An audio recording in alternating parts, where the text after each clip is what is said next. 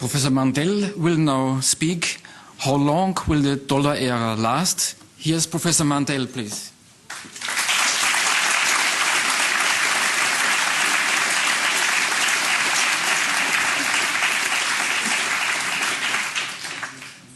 Thank you very much. Sorry for that little delay. I'm going to talk on how long will the dollar era last. Of course, this is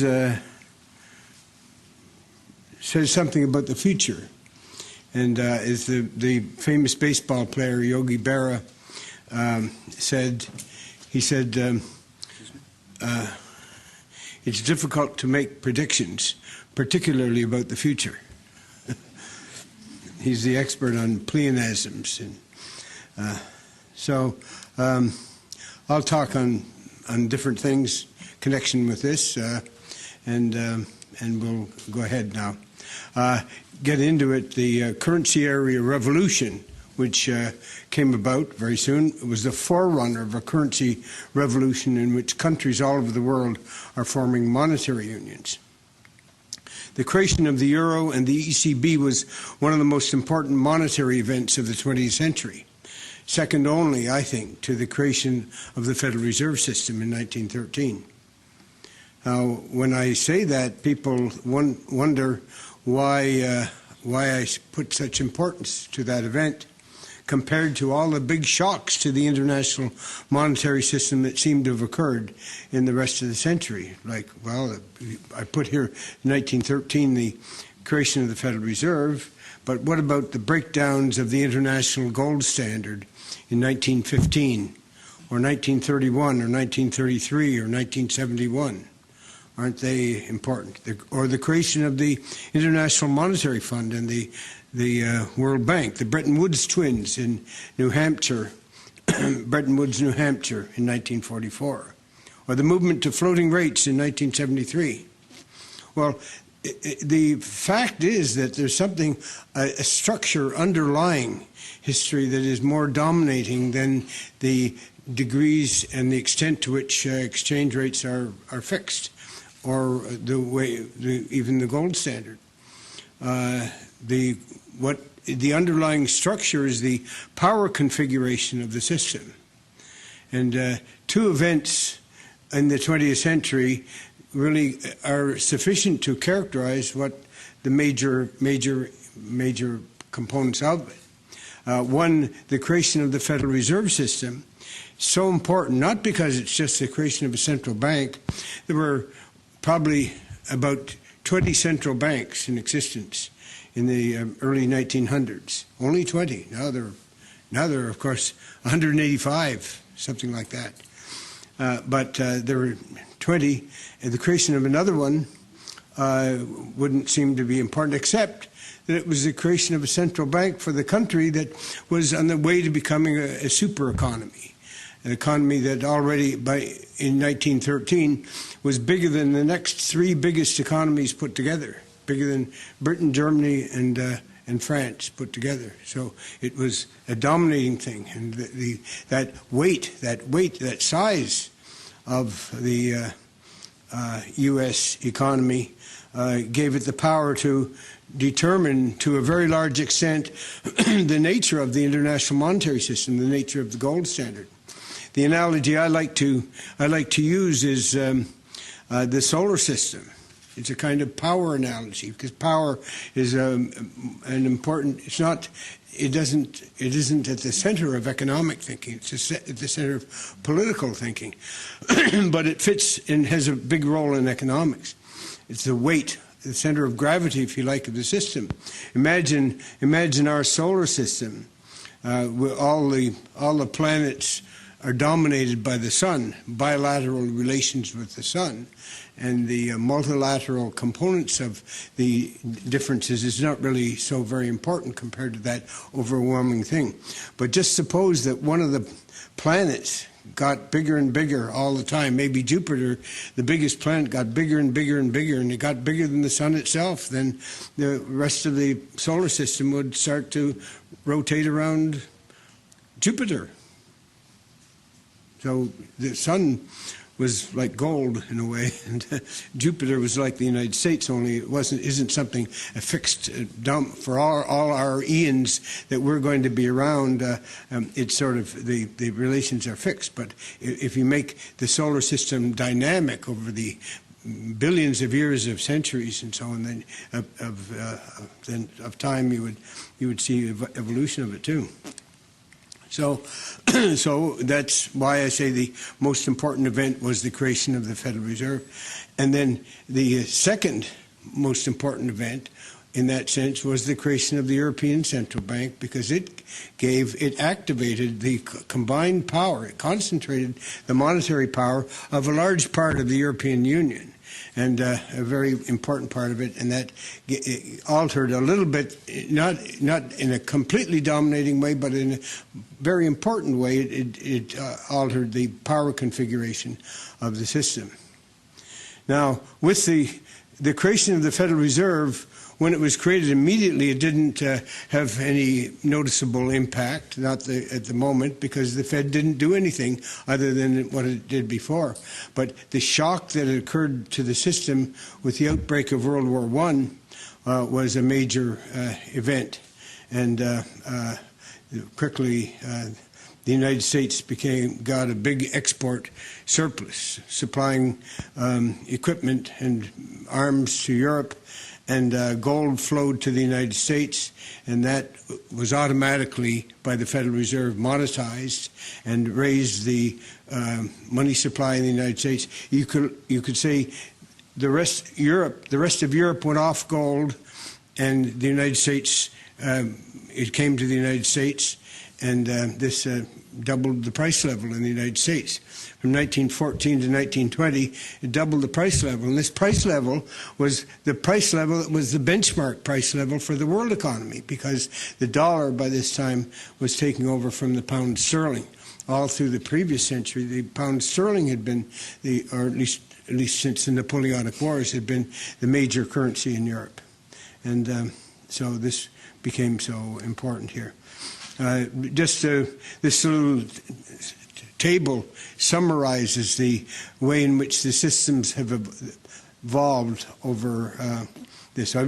We could go back to 2,000 years of history. We don't really need to look at it. It's enough. We get enough characteristics of the system starting with the bimetallism. And bimetallism, of course, existed long before 1803, but I made 1803 because that's when it got its start. It was reactivated in France when Napoleon put the bimetallic system on France with the same ratio that of Louis XVI back in 1886. So this restored bimetallism. And during the war, you couldn't see that through any given evidence, but what I'd like to look is what set of statistics would prove to you that a bimetallic system was in place. Well, if you take a free market for gold and silver, which London had become in the post-war period, look at the relative price of gold and silver. In that, and from 1815, the end of the Napoleonic Wars, until 1873, the bimetallic ratio was never different, never outside the range of 15 to 1, 15 silver to 1 gold, and 16 to 1. And that's what made that a bimetallic system. So the reserve assets were gold and silver. France, in that first part, was the main leader, but coming up was a small economy, which in 1792 had only 4 million people, but by 1820, 1830, 1840, it was getting bigger and bigger. It was the United States. So the United States was becoming very important by the mid-century. And that was factors. Now then, bimetallism broke down because those two major countries gave up bimetallism, and the other countries in the Latin monetary union, which had been formed in the 1860s, were too small to determine or dominate that ratio. But the United States went off metallism, off gold and silver, in 1862 with the Civil War. the opening of the Civil War, and the introduction of the greenback, the forced currency, forced legal tender currency. And then France was knocked off the gold standard in 1870 with the opening of the Franco-Prussian War. So those two wars knocked the system bimetallism, and then France didn't want to go back onto bimetallism because to restore silver, because it would have meant silver was now in excess supply. The German Empire dumped silver to go onto the gold standard, and there was a big silver production coming in Nevada, and the oversupply of silver. If France had gone back onto bimetallism, it would have had to put a floor to the silver price, and it would have lost its gold currency and would have had to exchange that for a silver currency. It didn't want to do that. And then the other event was in 1873. Then what was people in the United States back then passionately called the crime of 73, was that a provision was made for the restoration of a metallic currency in the United States, but no provision was made for the silver dollar. And the silver dollar was the kingpin to the silver standard, and so effectively that undercut the possibility. When the U.S. went back to gold in 1879, it undercut the possibility of a restoration of a bimetallic standard. So you moved on to all the major countries were on gold by 1900 and. By 1913, the only two countries not on gold that were relevant was China, which was in silver and copper, and Mexico. Mexico wasn't a dominant, such a big country, but Mexico was a very important country because it was producing the silver dollars that were circulating so much, importantly, in Asia. The Mexican dollar was a unit of account, very important. But Mexico was on the silver standard. So then the war came, and the major countries, except for the United States, went off gold, and that left the big power and established people got used to using the dollar as the major currency. And that dominated ever since. That's been the dominant factor. But then Europe went back to gold in 1924, starting in 24 when Germany restored gold after stopping its hyperinflation. And then Britain came on, and not wanting Germany to get ahead of it, came on in April 1925. And then France came on a year later, and then all the world went back to a gold standard. And that created the seeds of the Great Depression and the Great Deflation, because it created a great excess demand for gold. At the time, because the U.S. price level had doubled in the wartime period, and other countries were calibrated relative to the dollar, effectively the whole world had a price level that was a lot higher than in the earlier period. There had been in the United States a big deflation. The index had gone from 1914 100, 200 in 1920, and then it went down, and then the big deflation came down, so the index was about 140. 135 or 140, but it was still 35 or 40% above the pre-war level, and that meant that the real value of gold holdings was proportionately less, and at the same time the demand for gold had gone up because of uncertainties created by the wartime experience. So when Europe then went back to gold at more or less the same gold price, of course some countries like France had big devaluations in it, but in the dominant period, the United States and Britain still had the same parities on gold, and gold was, in the price level, was overvalued, too high, which was another way of saying that, yes, we can say commodity prices were too high, or we could say that gold was undervalued by about 30 or 40%. And when the one thing the gold standard does is it obeys its own laws.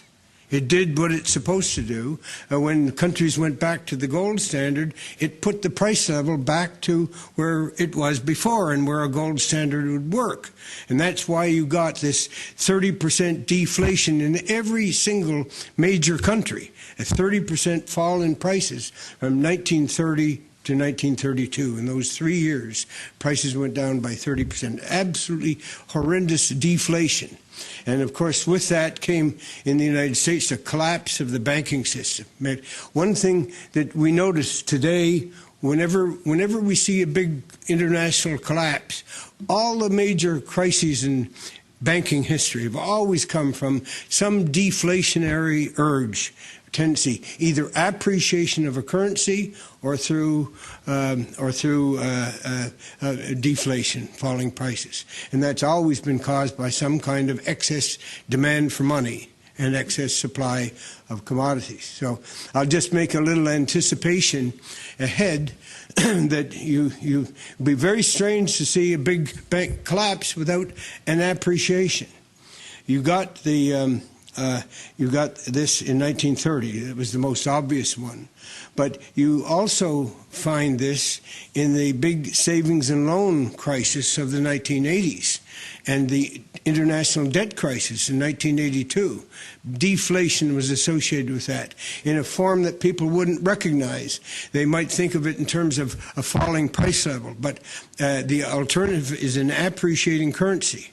And you had in the United States, you had in the late 1970s, you had a deflation and depreciation of the U.S. dollar with substantial inflation, about 13% inflation in 1980, peacetime year, 13% inflation in 1980, and because of that inflation, a falling dollar.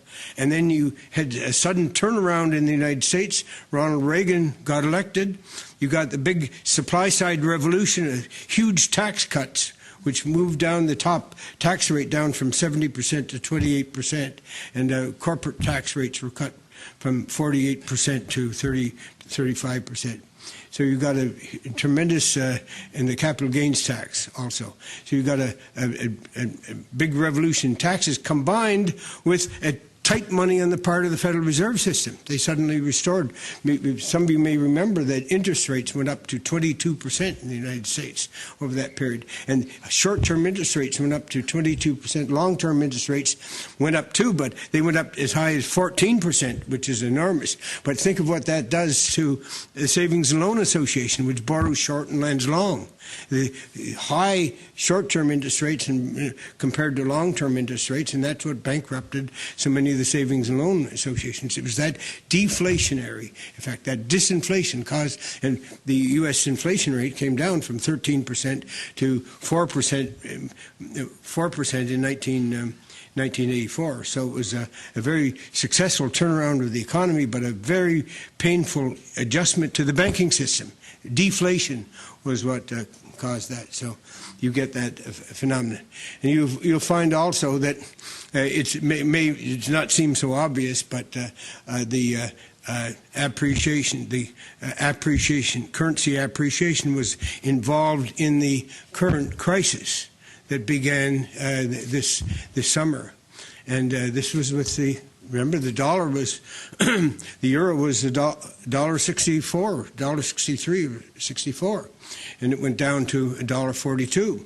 This appreciation of the dollar was it broke the back of those very weak banks, and it made all those, it overpriced all those assets that were the toxic assets that people have talked about. I just make that little connection through history that's always deflation or appreciation that indicates this. I'll give you one more example just to finalize it. In 1985, the yen, the Japanese yen, the dollar was 240 yen. More at the time of the Plaza Accord, it was 240 yen.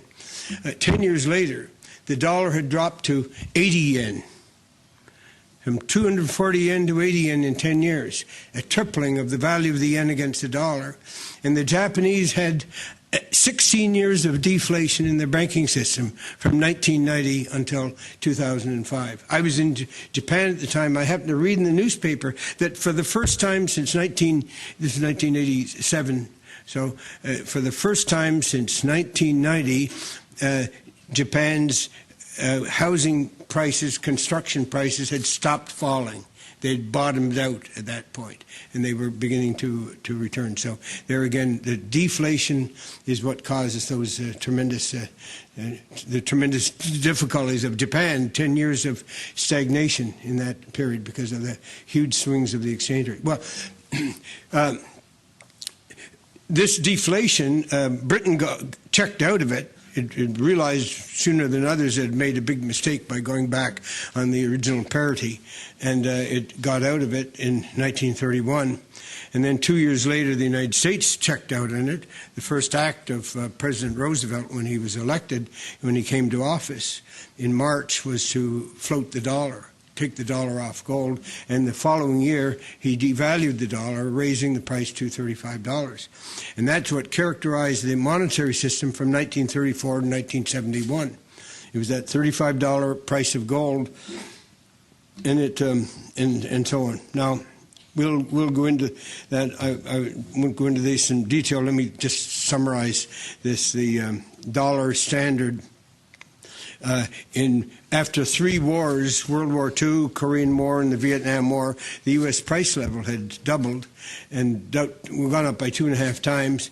Gold had stayed constant. There was an excess demand for gold, shortage of gold. Europe, the U.S. had 700 million ounces of gold in 1948 and had sold 400 million of those ounces to Europe by 1971. So when they got the U.S. gold stock got down to 300 million ounces, the U.S. President Nixon took the dollar off gold, and countries floated. They didn't like floating. They went on to they went back to a fixed exchange rate system without the dollar, without gold being involved in the dollar, in a practical way, and that lasted for just 2 years, and then moved to generalized floating. And then we have the Plaza Accord in 1985 that I told you about. The yen started then until you had a new system that was really managed exchange rates, management of the dollar relative to other currencies. And then 1999 is the introduction of the euro, which created a new factor in the system. Now, this is then the story of the rise of the dollar as the dominant factor. This factor supersedes the weight of the U.S. economy relative to other economies, supersedes all the other details of the system. Because if you have in a certain size configuration of the world economy, you don't have an option in the monetary systems. You have a very restricted option. Just imagine, just to underline that very clear, imagine that you had one country in the world that was 99% of the world economy, and the rest of the world was just 1% of it. It would be nonsense to have any kind of system other than what was that 99%. You can't make it up in the others. Shrink that dominant currency from 99% to 50%, and it's the same thing. And shrink it to 25% and 20%, it's not quite so clear. But it's nevertheless, probably 25% of the world economy is enough to dominate the system. That hadn't happened before. In the 18th century, you didn't have that kind of domination. You never had that domination in the system before, anything like what the American domination in, let's say, in 1945 had been. So just looking before the euro, these globes reflect the monetary powers of the different currencies, more or less proportionate to the GDPs of the countries. The biggest is the United States, and the second biggest was the yen at this time. The third biggest was the Deutsche Mark, the third most important currency. And then you have other currencies. You had the euro area starting up. Remember, 1990, October 1990, Germany became united, and Britain came into the ERM for just as it turned out, just for 2 years. But it was a block that was created there. In 1992, there was a big crisis of it. But later on, you can see what the difference between those two things is. Looking at the right of the chart, the decentralized power, nothing dominant. Deutsche Mark was a very important currency, but still not enough in weight in the economy to be comparable exactly to the dollar in the same category. But with the euro, and especially the strong euro created, then the weight of that becomes very important. The GDP of the euro area is now something like $12 trillion. $12 trillion. The GDP of the United States is $14.5 trillion. The GDP of the yen area of Japan is $5 trillion. And now the GDP of China, the RMB here on the left, people's currency, is $4 trillion. So China is coming up very rapidly, strongly overtaking the UK, which is a GDP of $2.5 trillion. But if Britain were part of the eurozone, the dollar and the euro would be on more or less close to equal. It's true that then you'd have to talk about weights of it, you'd have to fine-tune it a bit. You'd have to add the CFA franc countries, the 14 countries in Africa that are tied to the Eurozone, former French franc countries or CFA franc countries. And then you'd have to add countries like the Gulf currencies and Hong Kong and Panama, some other Latin American countries that are tied to the dollar, and weigh up the two. And that would show you the kind of almost a duopoly kind of characteristic of those two economies. So this change in the power position here reflects the role and does seem to be some kind of challenge to the dollar. The euro alters the power configuration of the system. It becomes an alternative to the dollar. System approaches a bipolar configuration, but the dollar will remain for a long time the dominant unit of account. Now, who knows how long, of course? Big question. The dollar is the unit for pricing of oil, things like that. But of course, the euro is the unit for pricing airfares in European airlines, which makes for big gaps sometimes. When the euro went way up, suddenly it cost about twice as much to go from Beijing to China on Lufthansa as it did to go on Air China, because China uses the dollar as its pricing instrument. So it made this problem. Well, now, then 100 years ago, there were dollar cycles under the International Gold Standard. They weren't cycles of the movement of the dollar, they were cycles of the balances of payments. And they had a certain law and that still exists today, more or less, that when the U.S. economy was in a boom, the gold would flow to the United States when the U.S. was a boom, because the inward movement of capital was greater than the worsening of the trade balance. So there's a balance of payment surplus. During a boom, the U.S. economy has a big demand for money, and when gold is money, the gold has to be imported. And then when the U.S. gets in a deficit, the opposite happens. Gold flows out, the demand for money has gone down, and the trade balance improves, but not as much as the capital account worsens. That's the basic law, and that's existed for a century. It exists under floating rates today, except that you don't have the balance of payments changing, you have the exchange rate changing. So the balance of payments change over the expansions and contractions of the business cycle. During expansions, as I just said that now, the result was surpluses, etc. And during recessions, the trade balance improved, but the capital account worsened by more than the trade balance improved, so there were deficits, gold and silver outflows. Under the Bretton Woods era of fixed exchange rates, remember this was a system of fixed exchange rates where the U.S. didn't fix any exchange rate. The U.S. fixed the price of gold, and the other countries fixed the exchange rates. So this was the way that system operated. This was the asymmetrical way in which the system operated. It was a division of responsibilities.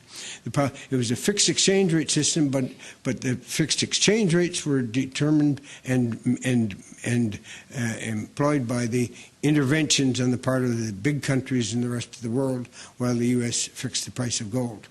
But trade surpluses were counter-cyclical, but balance of payments were pro-cyclical. It's still true today. The dollar cycle under floating is reflected in real appreciation under expansions and real depreciation under contractions.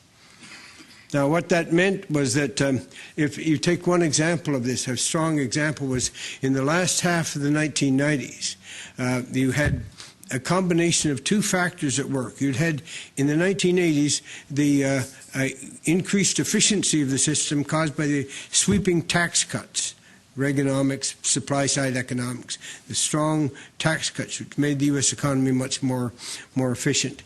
And so you had this factor. And then you had in the early 90s the Silicon Valley IT revolution and the effect of that coming into productivity, having big productivity effects in the late 1990s. In the U.S., the growth rate doubled over that period.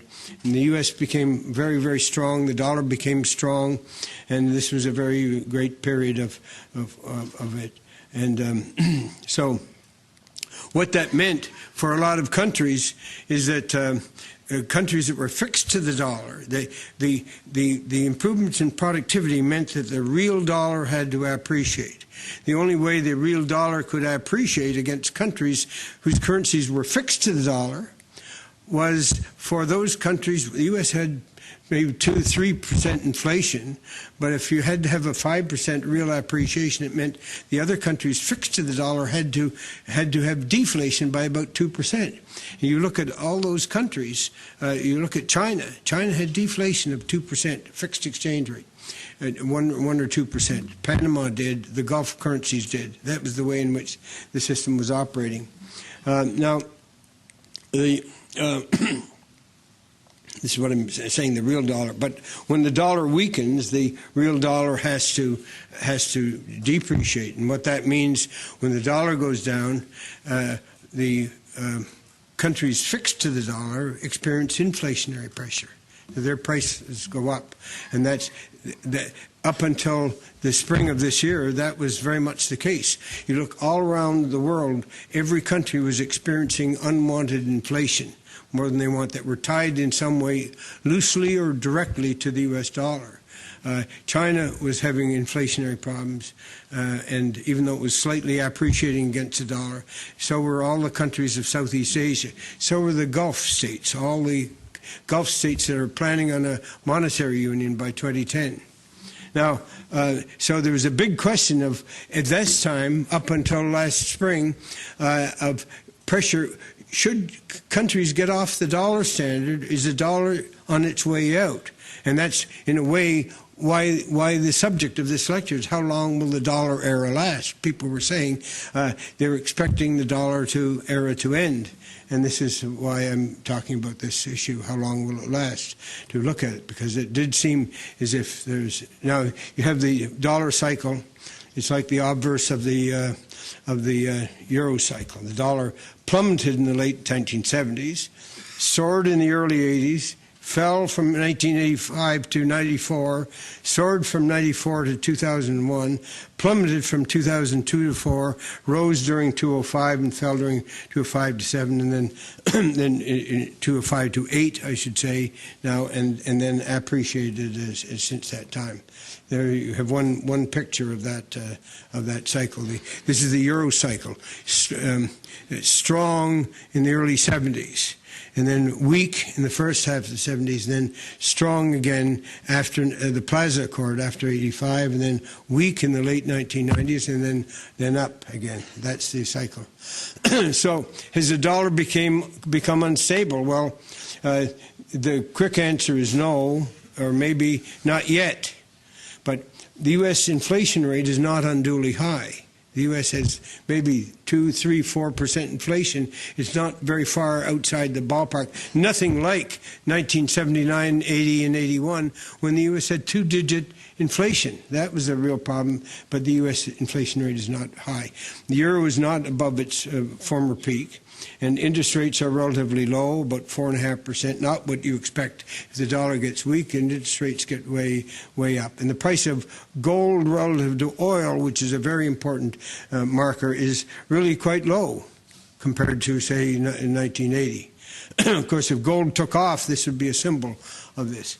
Now, I mentioned this thing about the Silicon Valley revolution again, and then the reversal of what took place in this period of 2002 to 4.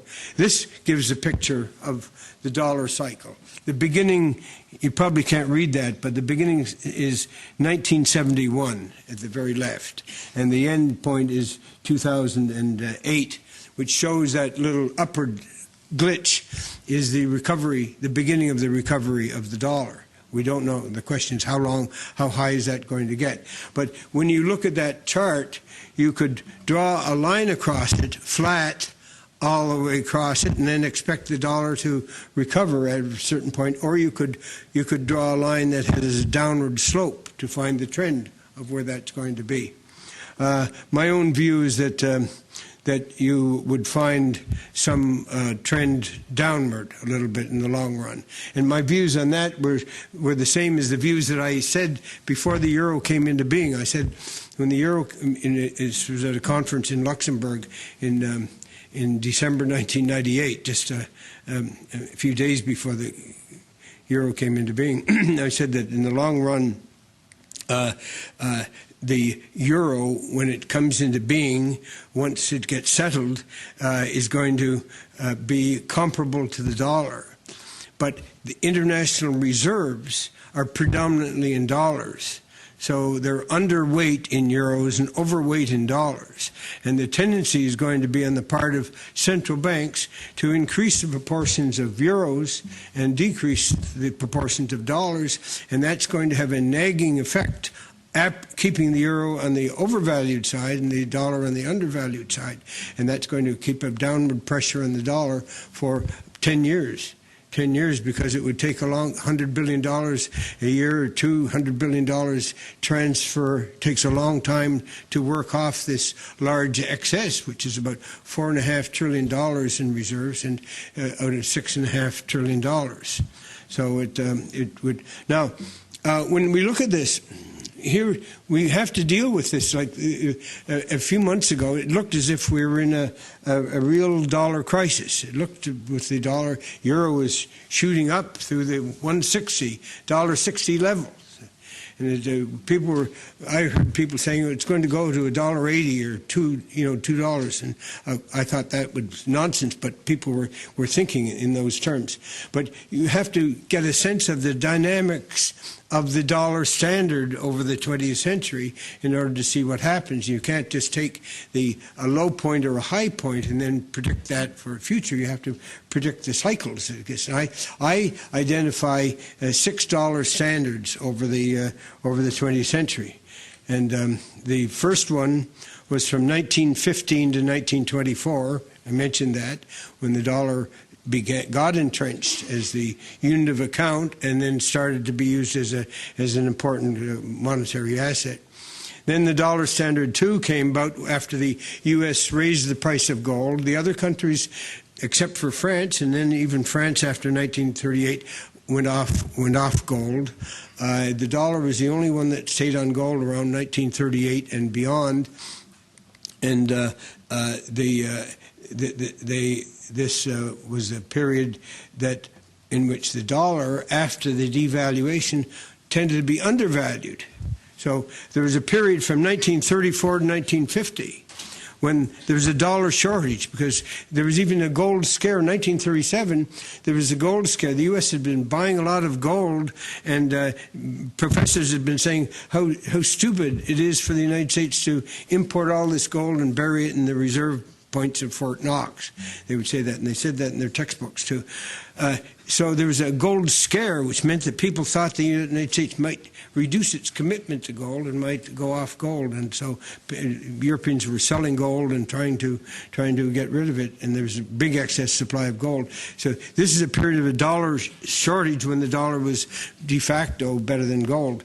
And then during the wartime period and post-war period, the dollar was in great demand, and nobody even thought in terms of gold at this stage. But by 1950, there was also a beginning of a change. The U.S. had a gold outflow. France had bought some gold in 1950, and this was the beginning of, showed that there was a balance then, a kind of equilibrium for about eight years. And then from 1951 to 71, there's dollar redundancy. You could say gold was had been undervalued. Then before gold was overvalued, then it was in equilibrium, then it was undervalued. And the counterpart to that was the dollar shortage and then the dollar redundancy. And this would have caused all the reform movements and conferences that people had professors like the Bellagio Group and others had in the 1960s. And then the U.S.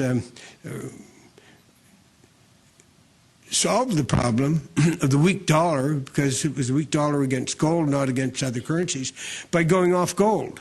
And then suddenly the system changed, and the dollar standard was resumed, and countries went back to the dollar standard from 71 to 73. I shouldn't have the 34 on it there. The pure dollar standard. After the U.S. took the dollar off gold on August 15th, 1971, the other countries immediately took their currencies off the dollar, and you got floating exchange rates.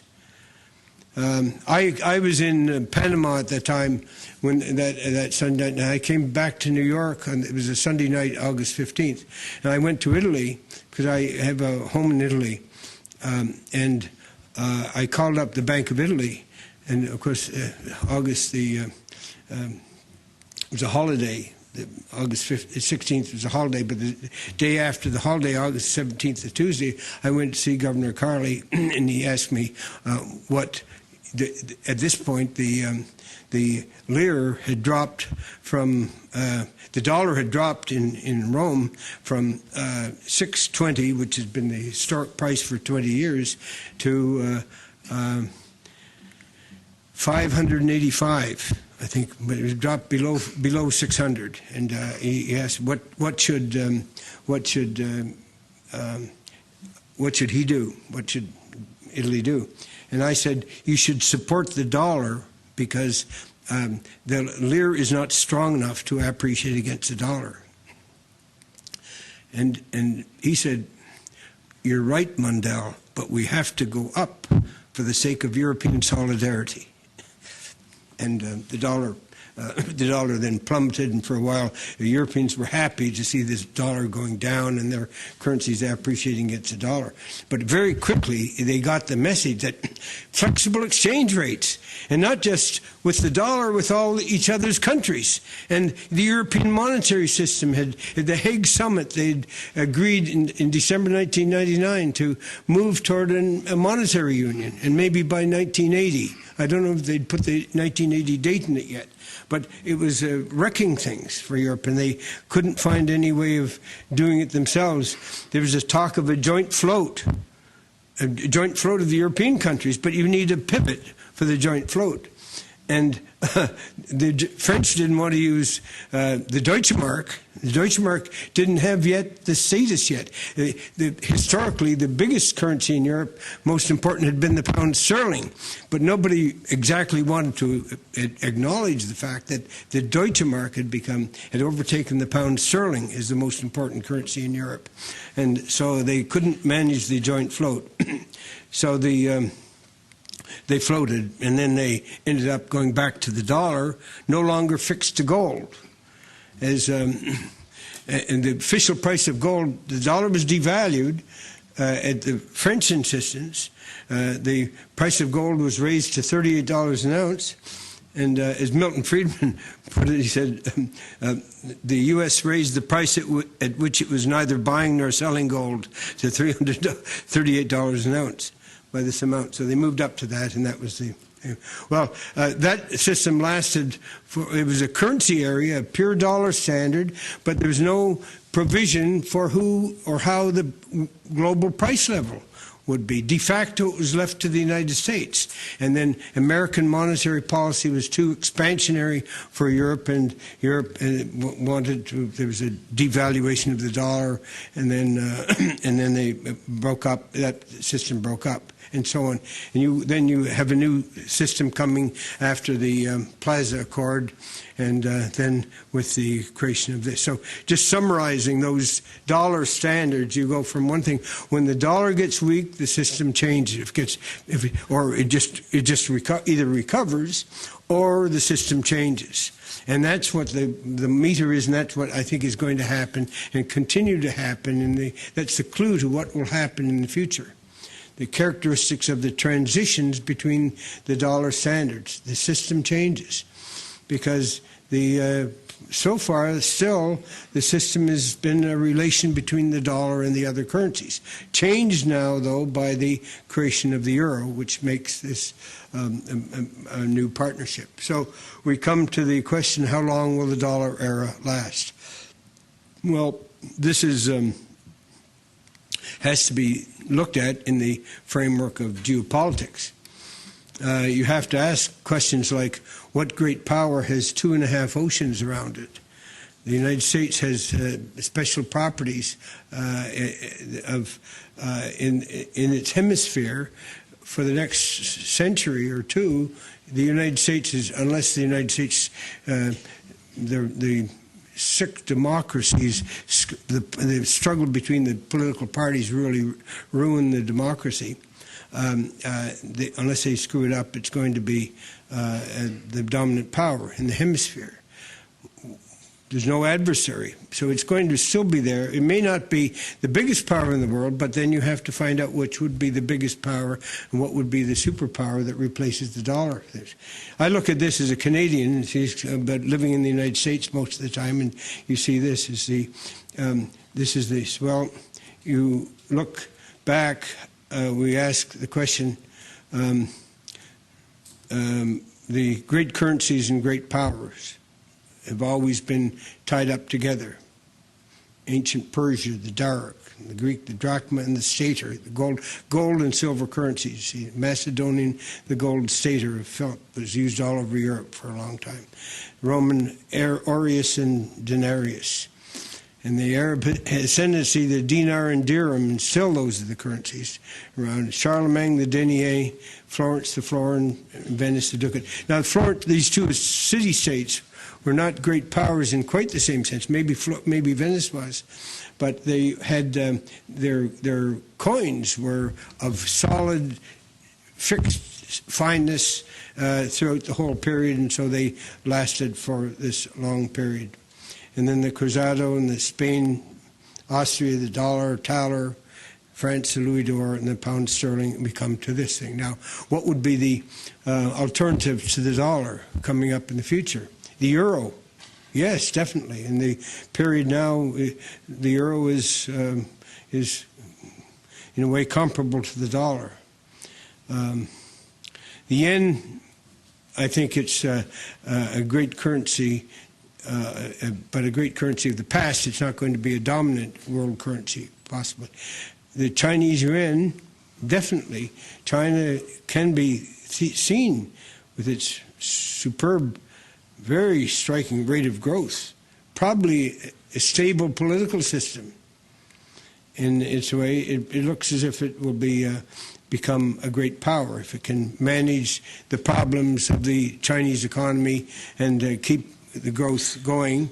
But it's a long way behind in terms of per capita income. While it will overtake in size the Japanese economy within about 4 or 5 years, if not even 3 years. It's maybe the Euro economy as it is now in 20 years, 25 years. And the U.S. economy in 30 years or 40 years. U.S. still has population growth and has enough more dynamism in some ways than Europe and Japan. So it could become the biggest economy, but that itself doesn't make it the biggest superpower, because per capita income is going to be can't be more than a quarter of the U.S. level, and that's not. There'd be a big difference between that. Rupee, we don't know about that. India may surprise us. It's got some big advantages over China in things like software, because they have the advantage of the English language, that heritage or advantage over China. But it's their economy isn't as strong as the Chinese has been. And gold is always going to be there for a long time, waiting in the wings for a world crisis. But it's hard to see the world going back to a gold standard again. It would probably take $10,000 an ounce gold to get enough reserves of gold and to put that back into things. I don't see that as possible. The possibility would be world monetary reform. And what I can see something evolving in that direction. I can see that preparing, as I look at it, the U.S. economy is recovering. Now, of course, we have to make sure that bailout goes through, and I'm assuming that does go through, and the financial problem is going to be solved. There's going to be weakness for a while in the economy, but the seeds of recovery are already there, and the U.S. economy will recover.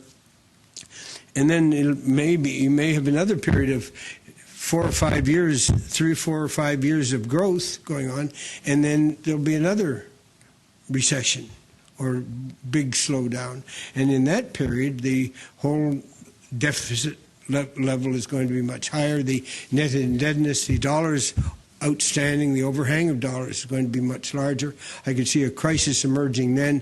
What I would see by that time is that the international monetary authorities would have waked up to that problem and perhaps organize some kind of substitution fund by which they can take in excess dollars and maybe put out an SDR, some kind of global currency. That's what I would recommend. I talked about that in my speech yesterday, the case for a global currency, and I think that is the way I would hope things could go. People like Paul Volcker, no ivory tower economist, the predecessor of Alan Greenspan as chairman of the Federal Reserve Board, believes strongly in his campaign, strongly for the global economy needs a global currency. And I think that we need to have something very much that will get rid of these huge and undesirable swings between the dollar and the euro. I think these are very damaging to Europe. I think this is the reason we're getting into this phase of crises. We're going to continue to have them if we keep up swings of this kind. So I think that's a definite possibility. However, it may be that politically you can't negotiate a kind of global currency.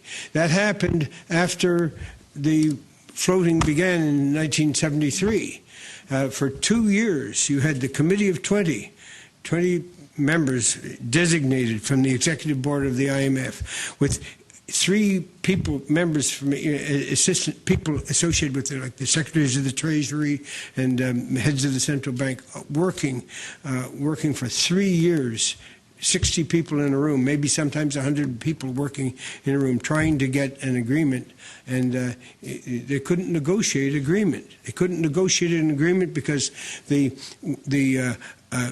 countries wanted to write an agreement that was power blind. In other words, it had to be the same laws for every country. And if you have a dominant country in it, you can't work a system. You could never have had the Bretton Woods system in a perfectly symmetrical arrangement. It wouldn't have worked. You had the size at that time, in the 50s and 60s, of the dollar economy was too large for to have a symmetrical system. So the U.S. was separate from that, and the U.S. in its history has never, in its whole history, intervened in the foreign exchange market. The only way they connected with the global economy was through buying the global monetary asset, which was gold. And they could do it again, of course, with a new kind of world currency, but that's not likely. So how long will the dollar era last? That's what I said I would answer to. Well, you have currency areas and power centers like this, but the answer I would give on this is that the conclusion, another 50 years, the probability is 0.8. That it would last another 50 years, that it would last another 100 years, 0.5. Thank you.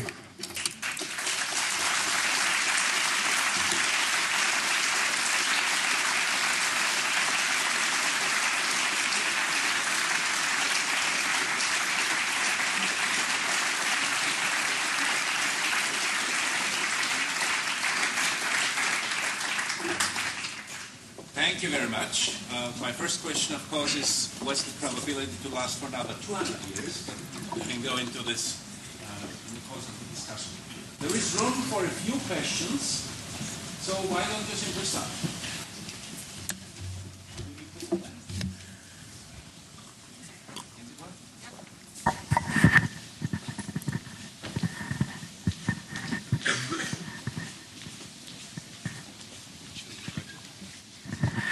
Okay, I'm also concentrating on the future, but not on the long-term future.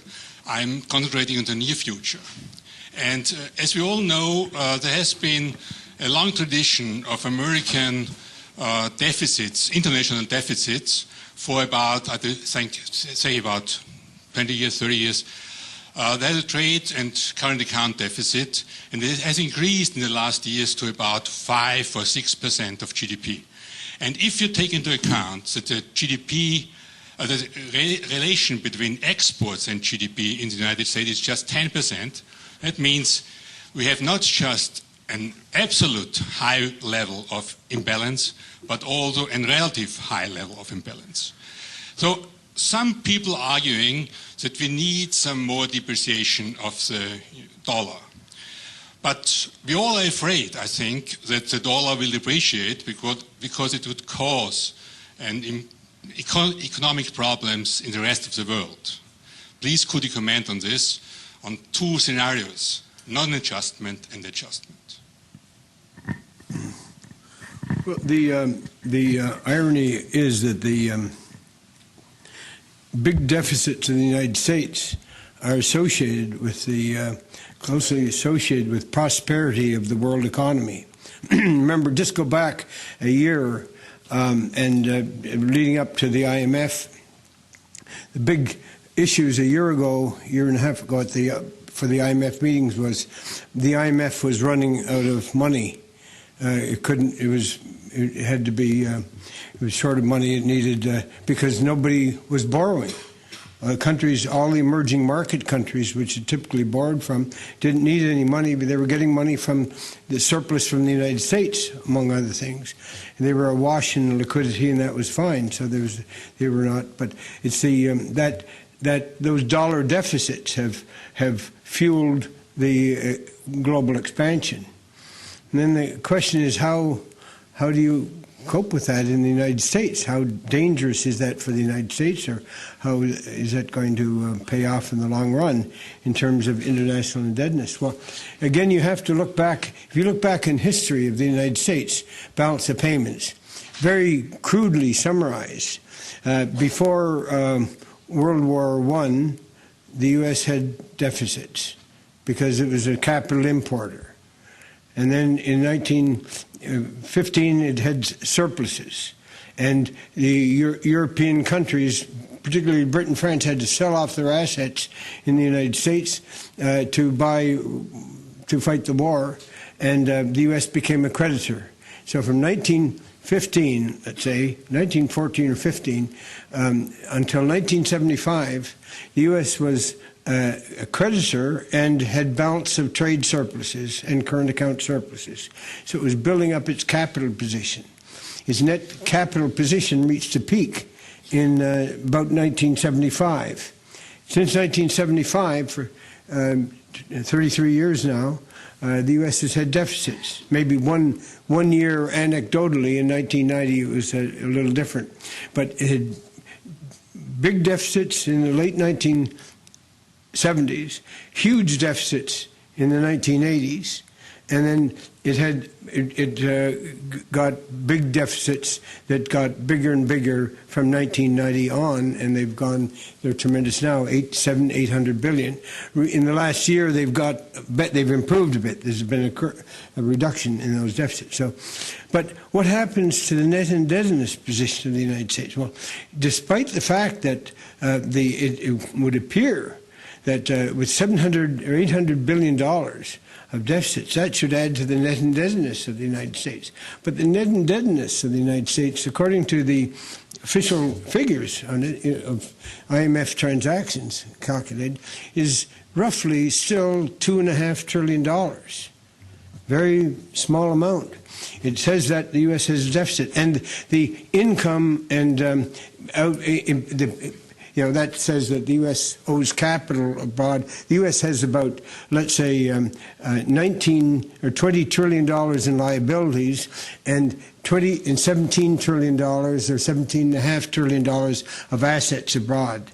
And the net should involve some outpayments, and there should be you should have profits and dividends paid abroad in excess that would reflect that amount, but you don't get that on the income account. So those figures are not really too trustworthy. We haven't been able to get to the bottom of those. But it does seem that the United States is able to go on and survive with $700 or $800 billion a year of deficits, and this is it's astonishing. But in terms of the numbers, looking at the accounts, and you may not believe them. I was talking to Joe Stiglitz about this yesterday, and he said he doesn't really believe the figures very well, and I don't either. But we don't have any others that can prove it. So my guess is that there may be something. Somebody may uncover something terrible about this, but the fact is, it's like, if you imagine for a moment that, let's suppose you imagine you had a really responsible Federal Reserve Board that would agree to act as the global central bank, and you just ran a kind of dollar standard. You would expect the U.S. would have deficits equal to the foreign demand for international reserves. Every year, countries want to build up their international reserves. And the demand for dollar money or international reserves probably grows with the economy, maybe not in proportion to it, but a very high amount. So when I do calculations like that, I find the world demand for reserves more or less equal to the U.S. deficit. So I see in a kind of equilibrium between the demand for dollar assets and the supply of dollar assets provisioned by the U.S. deficit. And I think that's maybe that we're in that kind of equilibrium, and it's not a dangerous position. Thank you. Further questions? Yes, please. Mrs. Mundell, I have one central question, because here at the university in the major microeconomics book, I read that money is made by debt. So that means that central bank is issuing state bonds, and then other investors are buying it, and then the state gets money. So money is made by debt, and this debt has to pay back with interest. So if I think logically, then there isn't enough money to pay back this interest too. And if I'm right, wouldn't be it logical to abolish, for example, central banks and for example, just to let the government print money? Because if the inflation would be too high, for example, we could vote for another government. It would be that easy. So please correct me if you think that I'm wrong. Thank you. Well, in one sense, you're right that the debt of the accounts of the Federal Reserve now don't depend on, they're not backed by gold anymore, they're backed by U.S. government bonds. These are the assets of the Federal Reserve, typically U.S. government bonds. And when they increase those bonds, they increase the money supply. So let's suppose that China now accumulates, as it does, has over the past 6 years about $1.6 trillion in foreign exchange reserves. What that effectively is backed by is U.S. government debt. But money, to the extent that that's money, it doesn't mean that the United States pays it back. You don't pay back money, you spend money. You pay back fiduciary debts, obligations. You don't pay back money. And the dollars that people hold outside and are circulated around the world aren't going to be repaid. They can be spent, they're useful, they can be spent, but they're not going to be paid back. Okay. Thank you, Professor Mundell. I understand that Professor Maskin and the whole faculty group is waiting outside, so I think we have to change the speakers now, and I thank you once more for your very stimulating lecture. Thank you also for asking the questions. Please stay in the room. Professor Maskin and the rest of the faculty will come in a minute, and if we may, we go over to the other room. For Yes, Thank you. Thank you. Thank you very much.